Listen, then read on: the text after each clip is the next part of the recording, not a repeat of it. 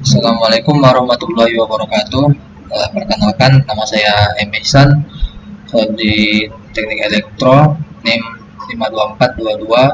52422300001.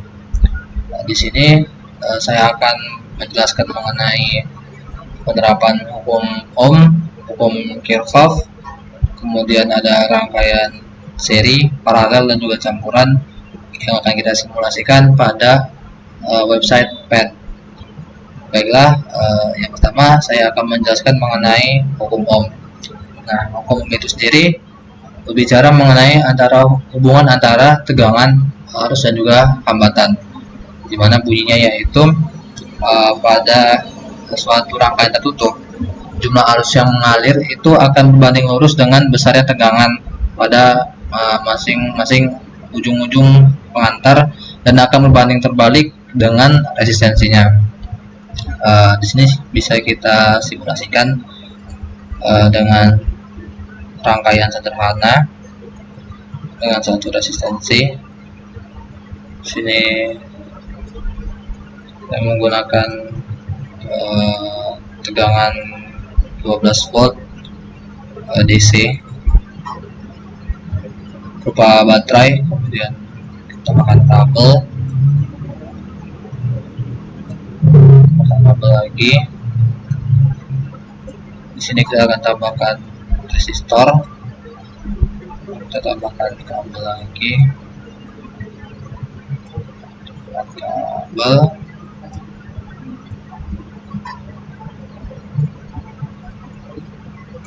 kita tambahkan kabel.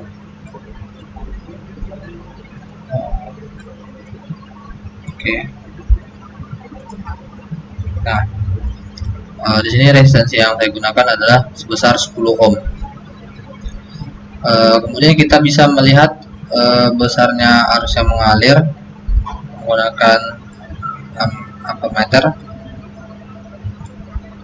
Di sini bisa kita lihat bahwa besarnya arus yang mengalir pada rangkaian tersebut adalah 1,2 ampere.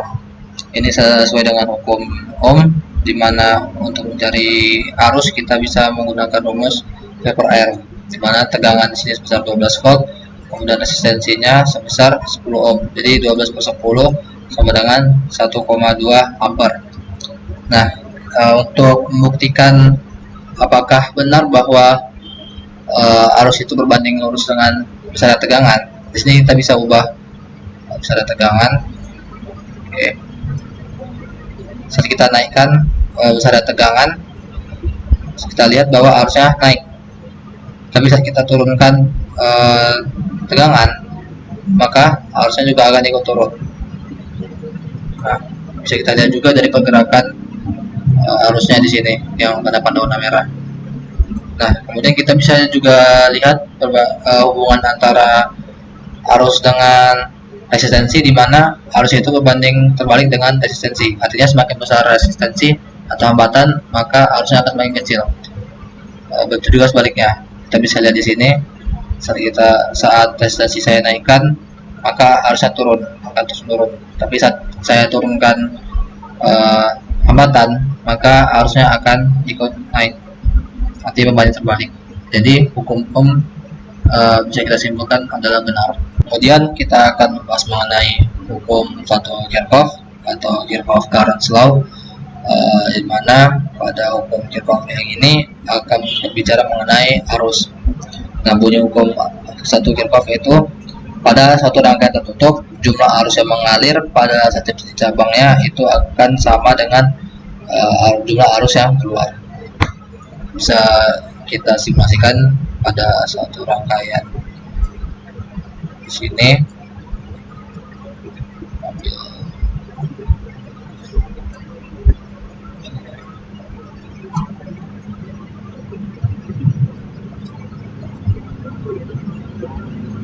tambahkan resistor, kabel, tambahkan lagi resistor,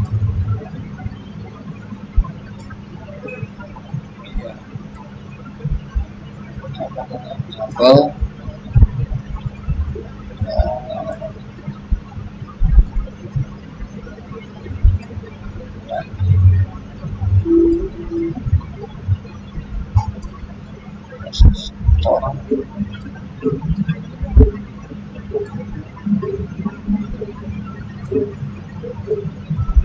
Nah,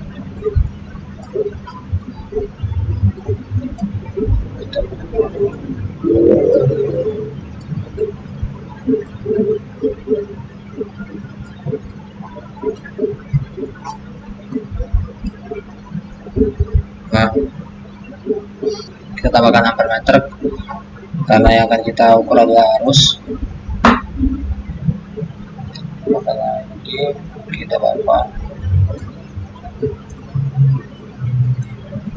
Nah, di sini saya menggunakan resistor masing-masing itu 10 ohm, jadi nilainya semua sama, dan tegangan 9 volt.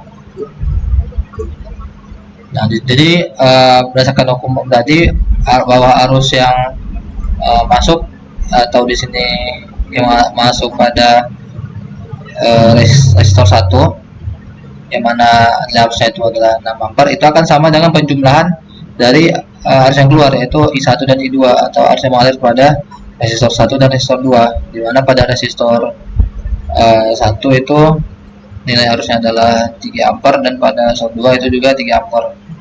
Nah, jadi saya ditambahkan I1 tambah I2 sama dengan I masuk, yaitu I1, itu 3 tambah 3 sama dengan 6. Ini membuktikan bahwa hukum 1 Kirchhoff adalah benar. Selanjutnya kita akan membahas mengenai hukum 2 Kirchhoff atau KVL, atau disebut juga sebagai Kirchhoff Voltage Law. Hukum 2 Kirchhoff ini berbicara mengenai tegangan, mana bunyinya yaitu jumlah aljabar GGL atau gaya gerak listrik, yaitu pada sumber tegangan di sekitar rangkaian tertutup dengan aljabar penurunan tegangan atau I kali R itu akan sama dengan 0. Nanti di sini akan kita lihat apa yang dimaksud dengan rumus tersebut atau pernyataan hukum 2 Kirchhoff tersebut. Jadi di sini kita bisa buat rangkaian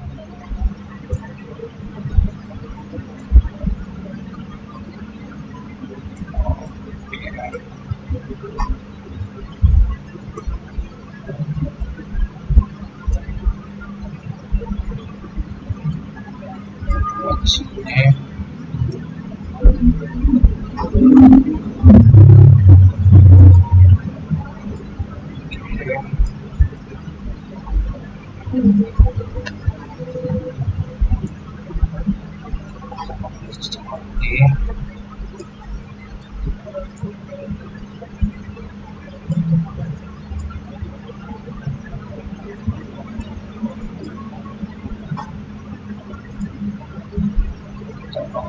Kabel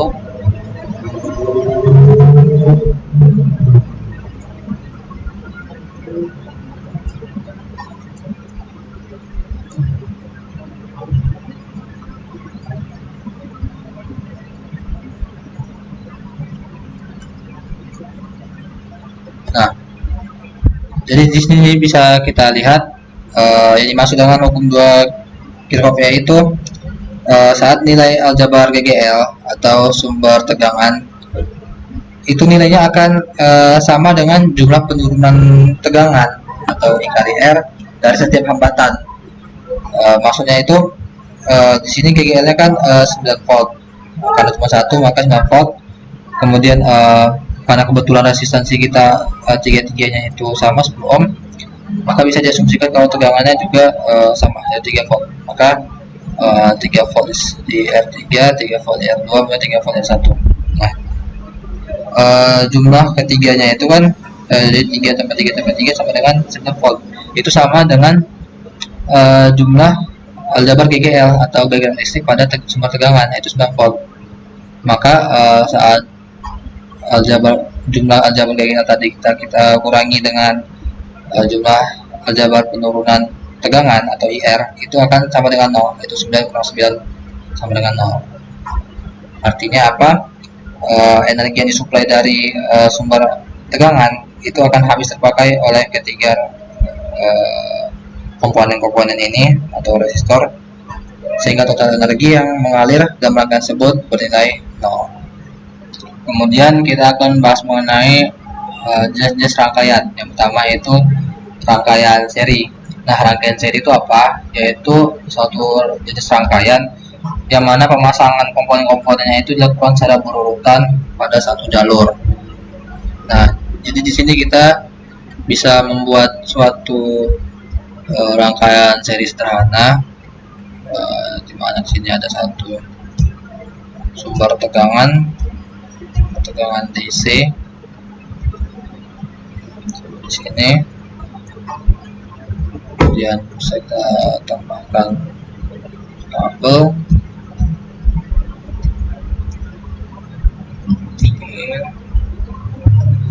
kemudian tambah kabel lagi,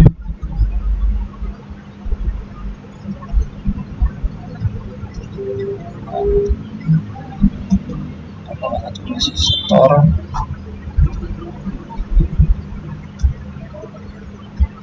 kita tambahkan kabel, tambahkan satu resistor, kemudian tambahkan satu kabel, kemudian kita hubungkan.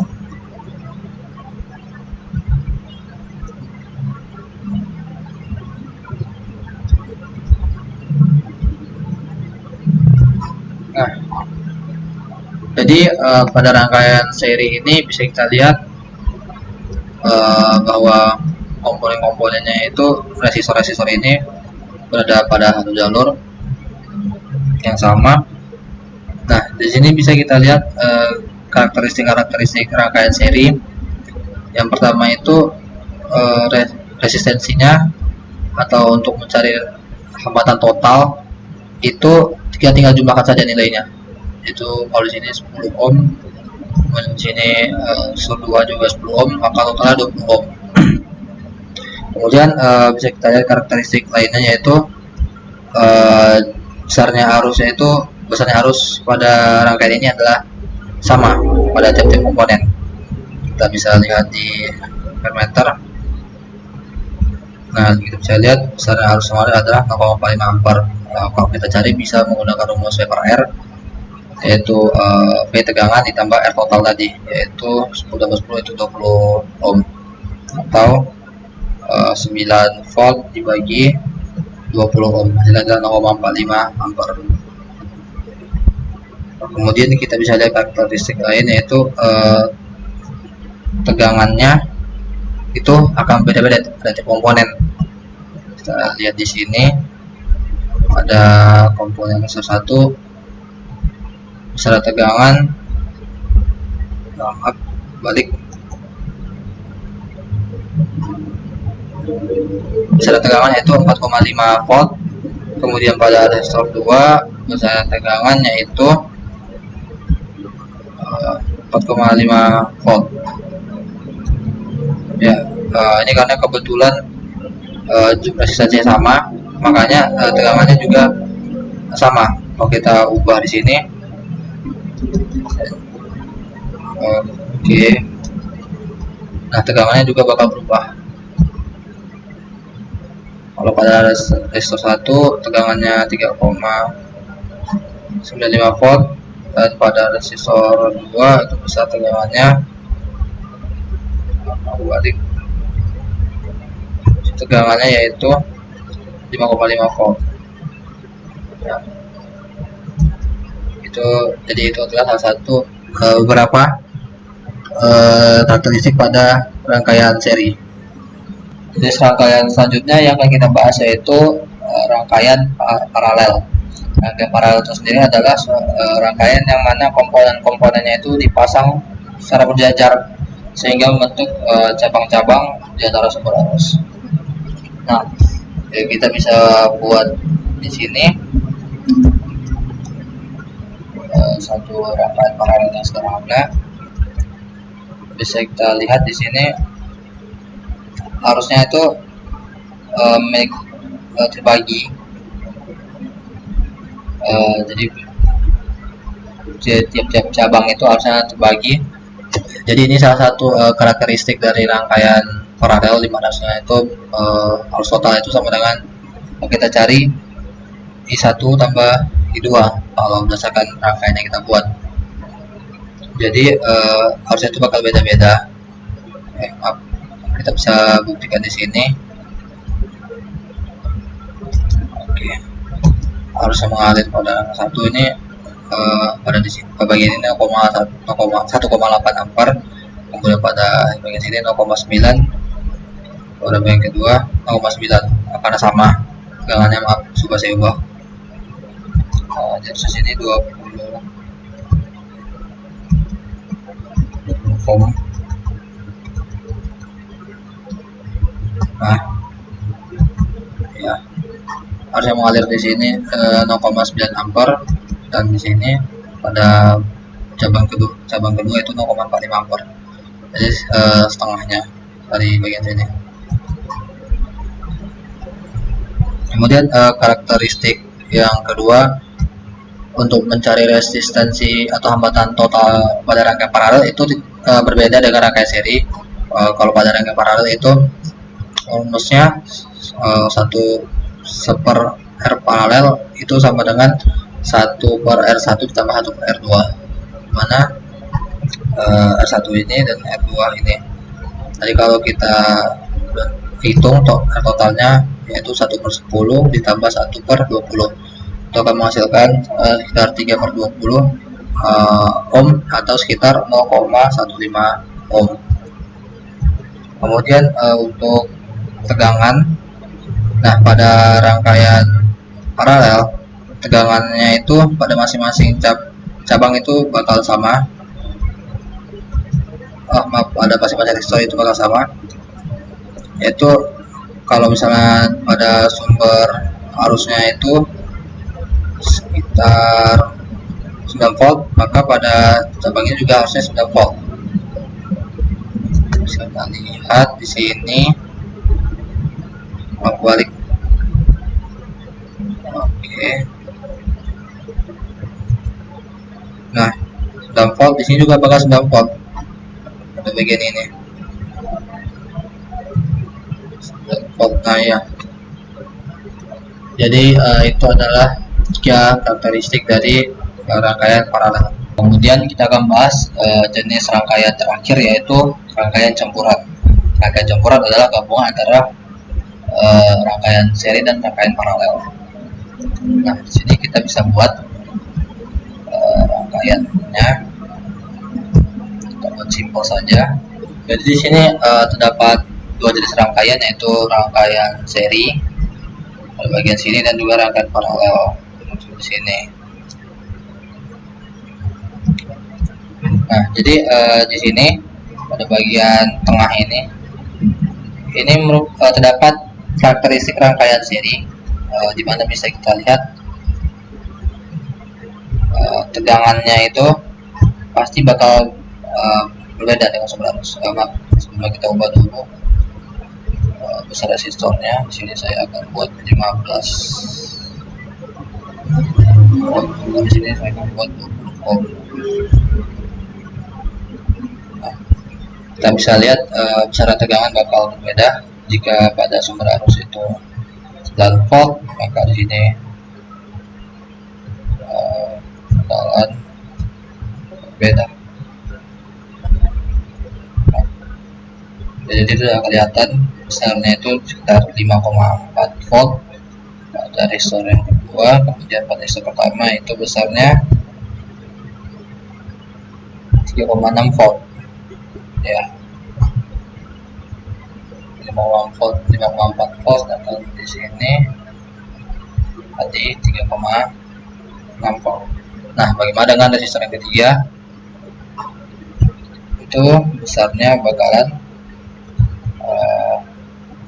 sama harusnya ya, bakal sama dengan sumber tegangan. Ini sesuai dengan karakteristik rangkaian paralel, di mana tegangannya itu bakalan sama-sama. Tapi bakal lain cerita dengan arus.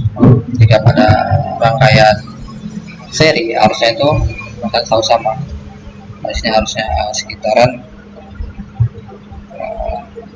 0,81 ampere. Di sini juga bakal sama 0,81 ampere.